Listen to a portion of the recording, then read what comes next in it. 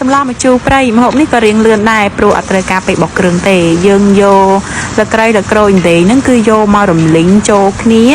ដាក់សិតតែគ្រឿងស្រស់ឆ្ងាញ់ហ្មងតែល្មៀតខ្ញុំចូលល្មៀតម៉ត់ណាយកមកកូរលីងចូលគ្នាហើយយើងដាក់សាច់មាន់កូរឲ្យរៀងស្រស់ទឹកបន្តិចអ្នកនរគ្នាដាក់ប្រហុកម្ដុំផងប៉ិនមេដៃក៏បានមេជើងក៏បានតាមចំណូលចិត្តបន្ទាប់មកដាក់ម្ទេសដែលយើងបុកហើយហ្នឹងលីងជាមួយគ្នាឲ្យឈ្ងុយស្ងួតទឹកយើងថែមគ្រឿងអំបិលស្ករប៊ីចេងទឹកត្រីហើយបន្ទាប់មកកូរឲ្យវារៀងដាច់ទឹកបន្តិចចាំយើងធ្វើការចាក់ទឹករំងាស់អ្នកនរគ្នាចាក់ទឹករំងាស់ហ្នឹងតើសាច់រឿងផុយទៅចាំយើងបង់ម្ជូរអំពិលមានកសាងដាក់ក៏ឆ្ងាញ់ដែរបង់ម្ជូរអំពិលភ្លក់សាប្រៃហើយយើងដាក់បន្លែចូលទៅ